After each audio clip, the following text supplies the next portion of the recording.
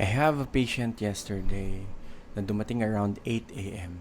The problem is, dumating na siya nang wala na siyang buhay. Gusto ko sanang i-share to sa inyong lahat para magbigay ng awareness to every fur parents out there. The client came in around 8 a.m. and unfortunately, dumating na siya na hindi na buhay yung pasyenteng dala niya. And the sad thing about it, itong client na to came all the way from Muntinlupa papunta dito sa Cavite, Dasmariñas. And ang nakakalungkot dito, itong pusa na pasyente na wala ng buhay is pregnant. According to the owner, ito pong pusa po niya took her last breath around 7:20 or 7:10, around that time. And it's almost an hour na already, no, nung siya ay namatay. And definitely, this is really out of our control na.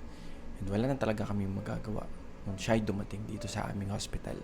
And the reason why I'm sharing this sa inyong lahat is I want everyone to know about this na sasabihin ko sa inyo.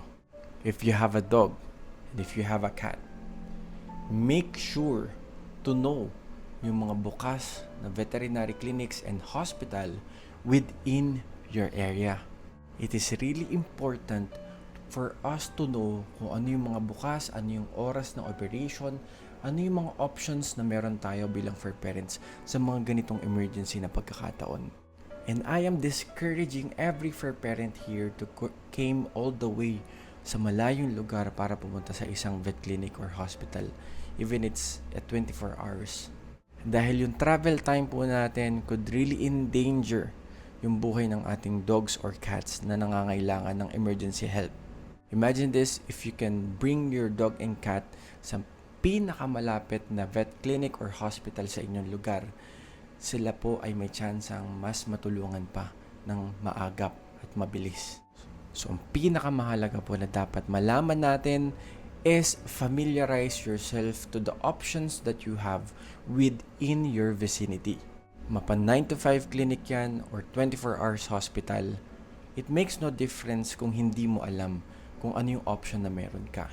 And even if they are 9 to 5 clinic, sometimes some clinic accommodates yung mga emergencies.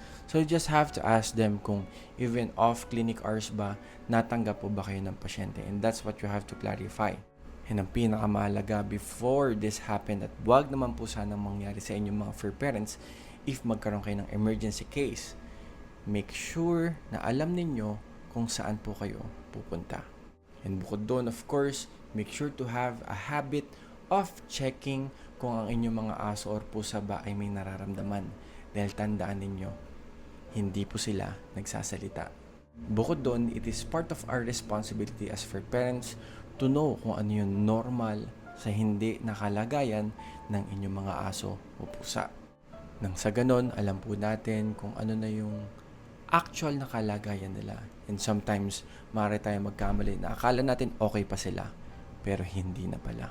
This is just an early reminder para sa inyong lahat ng mga fur parents out there para hindi po mangyari itong tragic na pangyayari sa aking pasyente, sa inyong mga dogs or cats. So to the client who went here yesterday, I'm really sorry for the loss. I'm really sorry for losing your cat. And I hope hindi na po ito maulit sa inyo. And to all fur parents out there, maging mapagmasid, maging maalam po tayo, at alagaan po natin ng maigi ang kalusugan ng ating mga fur babies. And that's all for this video.